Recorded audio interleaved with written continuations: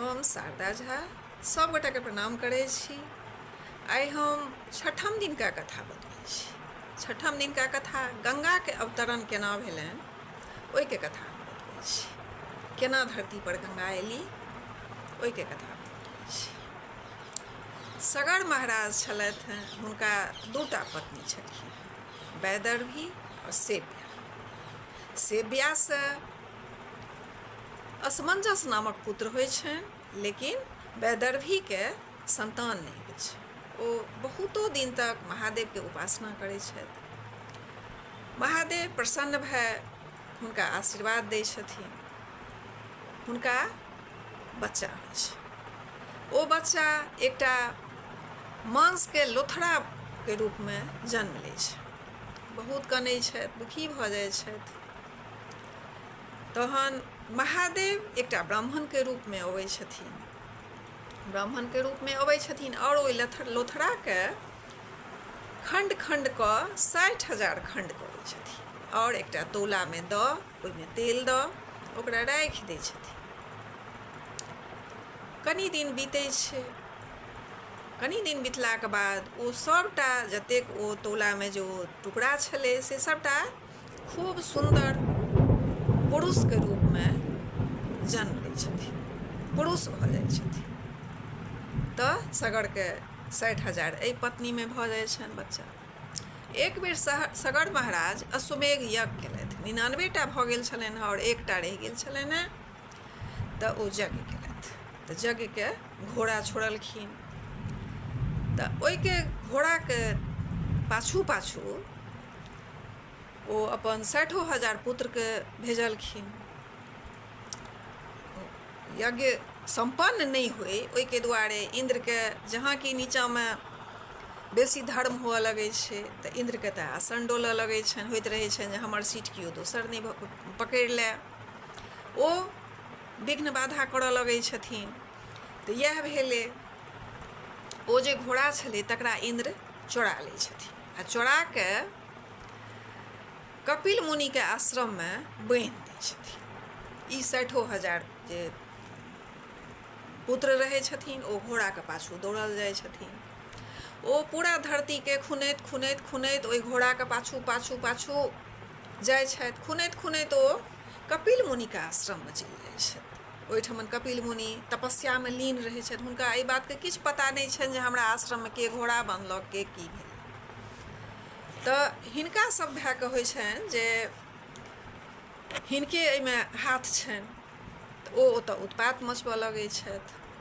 तऽ हुनकर तपस्या में भग्न होइ छनि। तऽ ओ आँखि जे खोलै छथि तऽ ओ सब भय के भस्म कऽ दै छथिन। हुनकर तेज से सबगोटा भस्म भऽ जाइ छनि। सगर राजा बहुत दुखी होइ छथि जे आब तऽ बेटो हमर चलि गेल, यज्ञो नहीं भऽ पायल। तऽ दुखी भऽ कऽ ओ कनी दिनका बाद मरि जाइ छथि। एम्हर असमंजस जे रहै छथि, हुनकर बेटा बहुत दिन तक तपस्या करै छथि अपन भाई सबके उद्धार के लेल। ओहो तपस्या करैत करैत मरि जाइ छथि। हुनकर बेटा दिलीप होइ छथिन।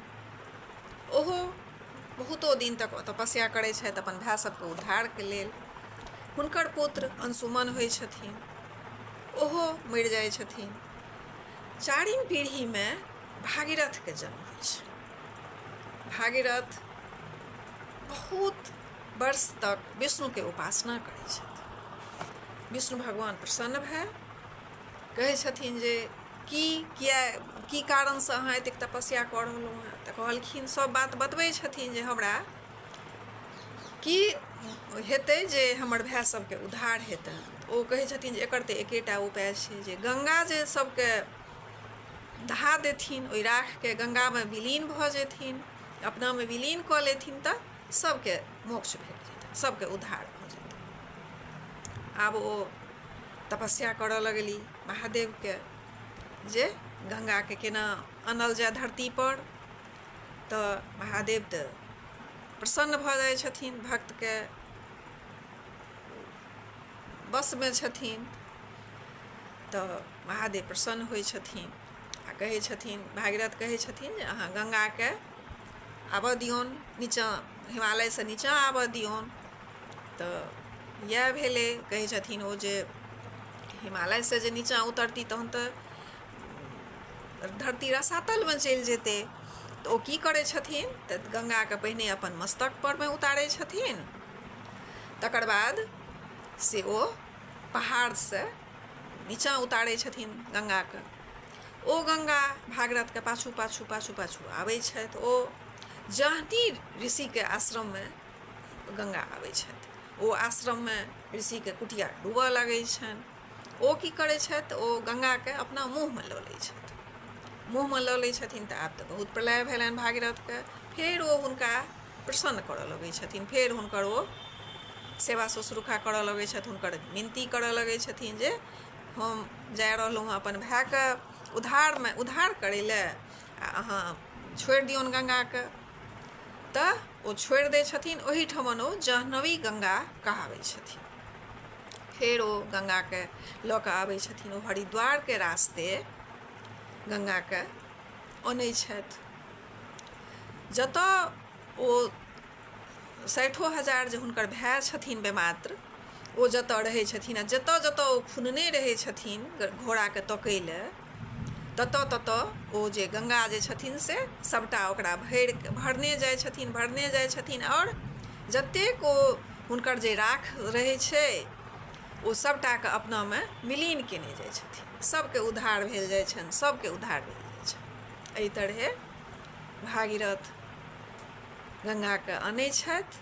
ओ जे खुनने रहै छथिन घोड़ाके ताकै लए, ताहिमे जे ओ गङ्गा समाइ छथि, वएह सागर कहबै छै। आओर भागीरथ एहि तरहे गङ्गाके धरतीपर अनै छथि, अपन भाय सभके उद्धार करै छथिन, आओर सब गोटेके मोक्ष भेट जाइ छनि। तऽ एहि तरहे गङ्गा धरतीपर अबै छथि। आओर जखन जतऽ जेहन अथी होइ छै, जेना जतऽ ओतऽ जाह्नवी गङ्गा कहबै छथि, आओर भागीरथ जे अपना सङ्गे गङ्गाके अनै छथिन, ओ भागीरथी गङ्गा कहबै छथिन। तऽ इएह भेल गङ्गाके कथा छठम दिनका। केहन लागल अहाँके सबके ई कथा, जरूर कहब। जय मिथिला, जय मैथिली।